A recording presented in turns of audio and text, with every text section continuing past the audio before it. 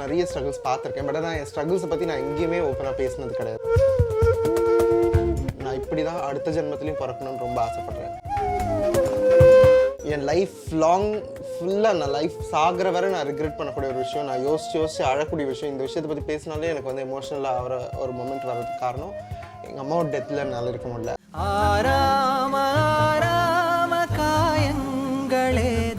ஒரு விஷயம் முக்கியமாக மாறணும்னு பார்த்தோம்னா, ரெஜிஸ்டர் ஆஃபீஸில் போனோடனே தேவையில்லாத கேள்விகள் கேட்காம ஒரு திருநங்கையோட மேரேஜையும் பதிவு பண்ணுறதுக்கான எல்லா உரிமையும் இருக்குது. சென்னையில் வந்து மீட் பண்ணி பேசிட்டு அதுக்கப்புறம் தான் ப்ரப்போஸ் பண்ணேன்.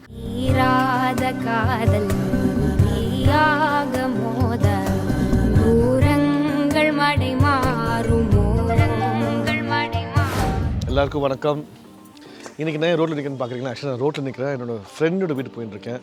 வழக்கமாக பண்ணுற எபிசோடோட இது கொஞ்சம் டிஃப்ரெண்டான எபிசோட். ஏன்னு கேட்டிங்கன்னா, நான் வந்து பண்ணுற ஃபேஷனு, நான் பண்ணுற ஃபுட்டாக இருக்கட்டும், கிளப்பு பார்ட்டிலாம் தவிர ஒரு ரியலான இன்டர்வியூ, அதாவது என்னோடய கம்யூனிட்டி சேர்ந்தவங்களோட இன்றைக்கி வந்து ஒரு பெரிய இன்டர்வியூ. அதாவது அவங்க வந்து ஒரு பெரிய இன்ஸ்பிரேஷனும் இல்லாமல் என்னோடய சகோதரி, என்னோட சின்ன வயசுலேருந்து ரொம்ப ரொம்ப க்ளோஸான ஃப்ரெண்டு, அவங்க ஜேர்னியை பார்க்குறதுக்காக தான் நம்ம இந்த எபிசோட் பண்ண போகிறோம். வாங்க அவங்க வீட்டுக்கு போகலாம்.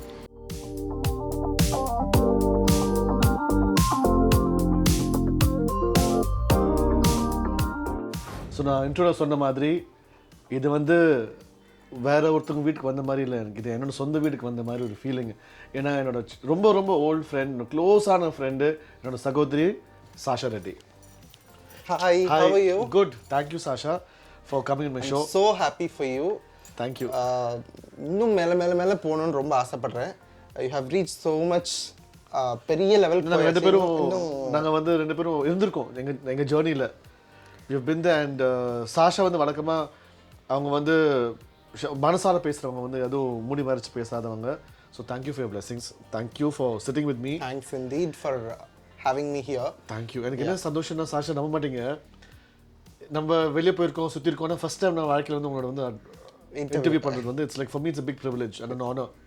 ஏன்னா சாஷா வந்து பார்த்தீங்கன்னா, சாஷாவோட ஜேர்னின்னு பார்த்தீங்கன்னா, from being a very very timid person to a designer to an entrepreneur to an activist. அவங்க ஜேர்னின்னு பார்த்தீங்கன்னாவே ஒரு இன்ஸ்பைரிங்கான ஒரு story. So Sasha, how did your journey start?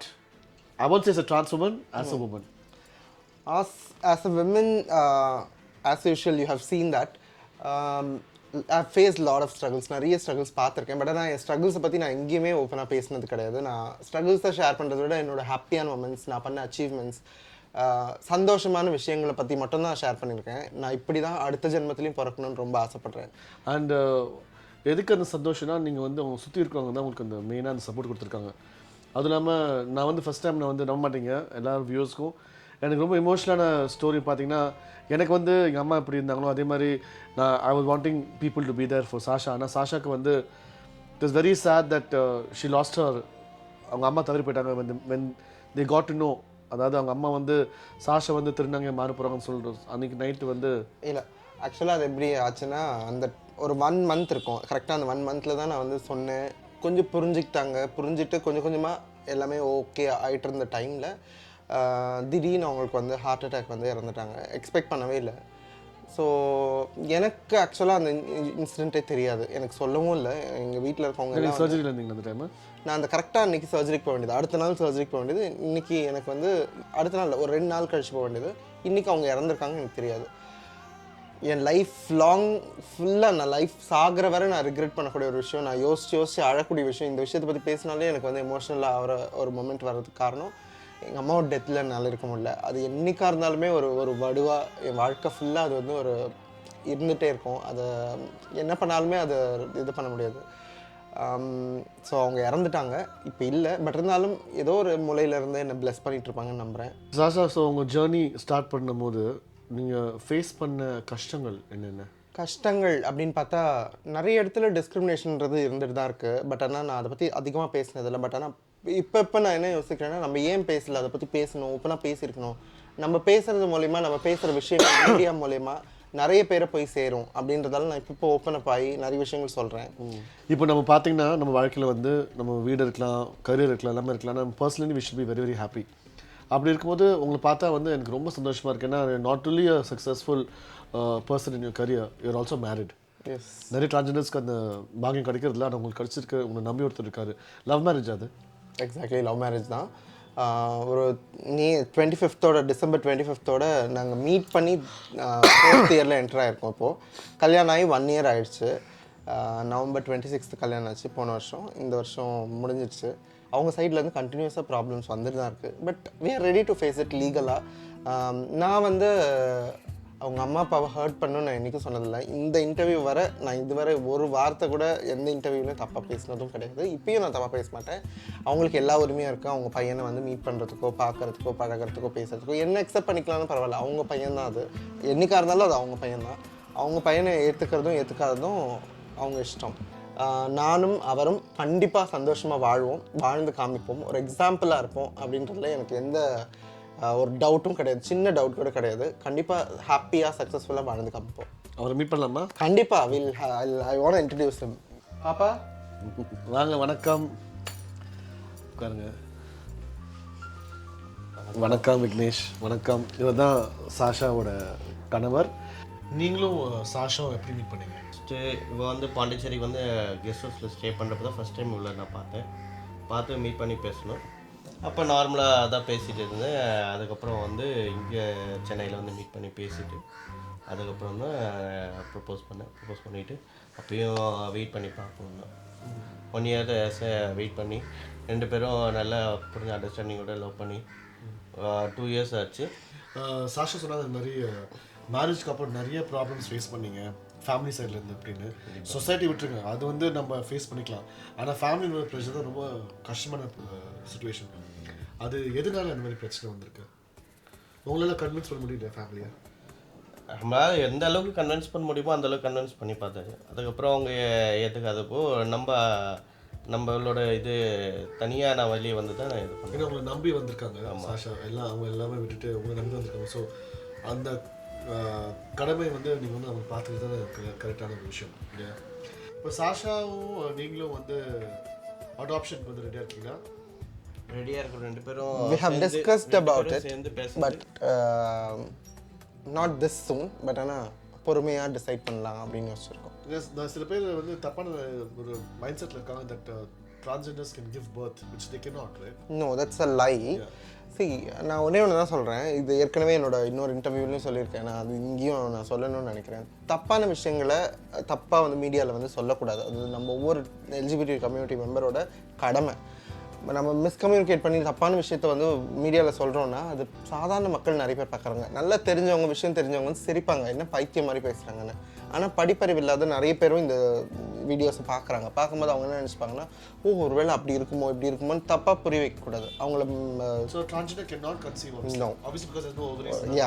கர்ப்பப்பைன்றது ஒரு விஷயமே கிடையாது. ஸோ அது பண்ண முடியாது, கண்டிப்பாக முடியாது. So அது இன்னும் ரிசர்ச் லெவலில் போயிட்டுருக்கு. பட் ஆனால் அந்த மாதிரி ஒரு நியூஸ் வரை கண்டுபிடிக்கலாம். can't happen to கண்டிப்பாக கிடையாது. So the other option is adoption. Adoption, surrogacy ஒரு குழந்தைக்கு ஒரு வாழ்க்கை கொடுக்குற மாதிரி இல்லைங்களா? ஸோ அப்படி இருக்கும்போது you bringing a child into the world. So அந்த சைல்டு வந்து வளர வளர நிச்சயமாக நிறைய கஷ்டங்கள் ஃபேஸ் பண்ணுற சான்சஸ் உண்டு. ஏன்னா வேர்ல்டு கோ அவுட் மாதிரி அப்பா வந்து ஒரு டிரான்ஸ்ஜெண்டர் கல்யாணம் பண்ணிக்கிறாங்கன்னு சொல்லிட்டு அந்த பேச்சு நிச்சயமாக வரும். அது வந்து நீங்கள் நீங்கள் ஒரு கப்பலாக இருந்துட்டு அதை வந்து நீங்கள் வந்து ஒரு எக்ஸாம்பிளாக இருக்கணும்னு நான் வந்து வேண்டிக்கிறேன். நிச்சயமாக நீங்கள் இருப்பீங்க எனக்கு தெரியும். ஆனால் நீங்கள் இருக்கணும். ஏன்னா உங்கள் மூலமாக நிறைய பேருக்கு வந்து ஒரு ஐ ஓப்பனர் மாதிரி. ஸோ இப்போ வந்து ஒரு 2 பேருக்கு உங்கள் ஃபேமிலி இல்லை, நீங்கள் 2 பேர் தான் ஃபேமிலி. இல்லை, எனக்கு என் ஃபேமிலி சைட்லேருந்து இப்போ நல்ல சப்போர்ட். எங்கள் கல்யாணத்துக்கு கூட வந்து அவங்க தான் வந்து கூட யாருமே. ஆமாம் ஆமாம், இனிஷியலாக இல்லை. பட் இல்லை, இந்த கல்யாணம் பொறுத்தவரை அவங்க எல்லாருமே கூட நின்று தான் பண்ணி வச்சாங்க. செலவுகள்லையும் அவங்க பாதி ஷேர் பண்ணாங்க. அதெல்லாம் ரொம்ப சந்தோஷமாக இருந்தது. நான் எதிர்பார்க்க கூட இல்லை. But yes, exactly. இப்போ ரெகுலராக நாங்கள் வந்து அம்மா வீட்டுக்கு போகிறதோ, அம்மா இல்லை இருந்தாலும் அப்பா அக்கா குழந்தைங்கள்லாம் இருக்காங்க. நாங்கள் ரெகுலராக போகுது அங்கே போகிறது, அங்கே ஒரு நாள் ஸ்டே பண்ணுறது, டின்னர் இல்லை வீக்கெண்ட்ஸில் மீட் பண்ணுறது, அவங்க இங்கே வந்து ஸ்டே பண்ணுறது, அதெல்லாம் கொஞ்சம் நல்லா இருக்குது. இப்போ அதெல்லாம் நடந்துட்டுருக்கு. இப்போ வந்து நீங்கள் வந்து ஒரு சோஷியல் சர்க்கிளில் இருக்கீங்க, நிறைய பேர் மீட் பண்ணுறீங்க. What message do you want to give people out there? எங்களை நார்மலாக பாருங்கள். There is nothing different in us இல்லையா? நார்மலாக தான் நாங்களும் நார்மலாக எல்லோரும் பண்ணுற விஷயங்களை தான் நாங்கள் பண்ணுறோம். பசிச்சா சாப்பிட்றோம், தூக்கம் வந்தால் தூங்குறோம், எல்லாமே நார்மலாக தான் இருக்கும். ஏன் அப்நார்மலாக ஒரு விஷயத்தை யோசிக்கிறீங்க? இவங்க பெட்ரூம்குள்ள என்ன நடக்கும், இவங்க 2 பேர் கல்யாணம் பண்ணிட்டாங்கன்னு இவங்க பெட்ரூம்குள்ள என்ன நடக்கும், அந்த மாதிரி கொஷின்ஸ் எல்லாம் அவாய்ட் பண்ணலாம். நீங்கள் கேட்கக்கூடாது. இதே நான் ஒரு பொண்ணாக இருந்தால் ஒரு வேளை அக்செப்ட் பண்ணியிருக்கலாம் அவங்க வீட்டில் கூட. ஆனால் அவங்களுக்கு ஒன்று புரியல, நானும் பொண்ணு தான். என்னால் ஒரே ஒரு விஷயம், குழந்தை பெற்றுக்க முடியாது. எத்தனையோ பெண்களாலையும் குழந்தை பெற்றுக்க முடியாமல் இன்னி வரை அவஸ்தைப்பட்டு இருக்காங்க கல்யாணம் ஆகி கூட. ஸோ அந்த மாதிரி எடுத்துக்கலாம் அப்படின்றது தான் என்னோட message. But we both are very happy. We are living a very peaceful life. ரொம்ப வி ஆர் லைக் அப்படியே தூம்னு வாழலைனாலும் எங்களுக்கு பிடிச்ச மாதிரி எங்கள் ஹாப்பியாக எங்களுக்கு ஏற்ற ஒரு வாழ்க்கையை அமைச்சிக்கிட்டோம். நாங்கள் 2 பேரும் சந்தோஷமாக தான் வாழ்ந்துட்டுருக்கோம். நிறைய திட்டங்க நினச்சிட்டு கல்யாணம் ஆகாது எனக்கு, என் வாழ்க்கை எப்படி போக போகுது அப்படின்னு அவங்களுக்கு என்ன மெசேஜ் சொல்லுறீங்க? அப்படின்லாம் ஒன்று கிடையவே கிடையாது. கண்டிப்பாக you have to believe in your self. நம்ம ஒரு இப்படி தான் வாழணும், இப்படி தான் இருக்கணும் நம்ம லைஃப்னு நம்ம தான் டிசைட் பண்ணிக்கணும். ஏன்னா இந்த ஒரு டிரான்ஸ்ஃபர்மேஷன்றதே நம்ம டிசைட் பண்ணிக்கிட்டு தான் நம்ம லைஃப்பில். ஸோ நம்ம வாழ்க்கையை எப்படி வாழ போகிறோன்றதும் நம்ம டிசைட் பண்ணிக்கலாம். கல்யாணம் பண்ணிக்கணும்னு நினைக்கிறோமா, கண்டிப்பாக கல்யாணம் பண்ணிக்கலாம். ஆனால் நல்ல பர்சனாக செலக்ட் பண்ணுறதுன்றது ரொம்ப ரொம்ப முக்கியம். எனக்கு விக்னேஷ் கிடச்சது நான் நிஜமாலே நான் வாழ்க்கையில் பண்ண ஒரு பெரிய பிளெஸிங். ஃபினான்ஷியலாக நாங்கள் 2 பேரும் ரொம்ப ஸ்ட்ராங்காக இல்லைனாலும் எங்கள் 2 பேருக்கு ஒருத்தர் சப்போர்ட் இருக்கும், ரொம்ப ஆதரவாக இருக்கும். அப்படின்றத ரொம்ப பெரிய விஷயம். காசு எப்போ வேணால் சம்பாதிச்சிக்கலாம், பட் ஆனால் இந்த மாதிரி ஒரு கம்பேனியன்ஷிப் கிடைக்குமா அப்படின்றது ரொம்ப முக்கியம். அதனால் கரெக்டான பர்சனை தேர்ந்தெடுங்க. தப்பான பர்சனை தேர்ந்தெடுத்துட்டு சூசைட் பண்ணிக்கிறது, இந்த மாதிரி முடிவுகளை எடுக்காதீங்க. அது ரொம்ப ரொம்ப தப்பு. நிறைய பேர் நடக்குது. நிறைய ஃப்ரெண்ட்ஸ்லேயுமே உங்களுக்கு தெரியும், நம்மளுக்கு தெரியும், நிறைய பேர் பார்த்துருக்கோம். ஸோ அதெல்லாம் பண்ணாதீங்க. உங்கள் சட்டத்தை பற்றி நல்லா தெரிஞ்சுக்கோங்க, உங்களுக்கான உரிமைகளை தெரிஞ்சுக்கோங்க. எனக்கான உரிமையை நான் அங்கே பேசினேன். எனக்கு தெரியும் அந்த உரிமை என்ன இருக்குது, என்ன சட்டத்தில் என்ன இருக்குன்றது பேசினேன். ஒன்றே தேவையில்லாத கேள்விகள் கேட்காம ஒரு திருநங்கையோட மேரேஜையும் பதிவு பண்ணுறதுக்கான எல்லா உரிமையும் இருக்குது. அவங்க கோர்ட்டுக்கு தான் போகணும், போராடணுன்ற அவசியம் கிடையாது. ஏன் மேரேஜை நான் ரெஜிஸ்டர் ஆஃபீஸில் தான் போராடி ரெஜிஸ்டர் பண்ணிக்கிட்டேன். பட் ஆனால் நிறைய பேருக்கு தெரியுமானா தெரியாது. ஸோ தெரியாதவங்க என்ன காண்டாக்ட் பண்ணலாம், நான் உங்களுக்கு அட்வைஸ் பண்ணுறேன். இல்லைன்னா நிறைய அட்வொகேட்ஸ் இருக்காங்க. அட்வொகேட்ஸுக்குமே நிறைய பேருக்கு தெரியல இந்த மாதிரி விஷயம். ரொம்ப எஜுகேட்டடான நிறைய அட்வொகேட்ஸ் இருக்காங்க இந்த இஷ்யூஸில். அவங்களையும் மீட் பண்ணலாம். ஸோ உங்கள் வாழ்க்கையை நீங்கள் கரெக்டாக டிசைட் பண்ணி கரெக்டாக ஹாப்பியாக வாழுங்க. யாருக்காகவும் எதுக்காகவும் உங்களை நீங்கள் ஏமாற்றிக்காதீங்க, மாற்றிக்காதீங்க.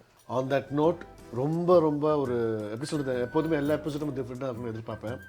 அதுவும் இல்லாமல் டிவோ மூலமாக எனக்கு என்னென்னா ஒரு அந்த audience it's very vast. And அவங்க என்ன மாதிரி பையனை சப்போர்ட் பண்ணுறது ரொம்ப பெரிய பெரிய விஷயம்.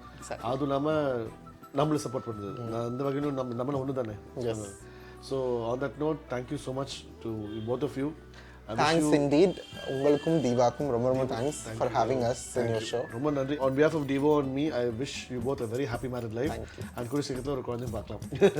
On that note, subscribe, share, like and share.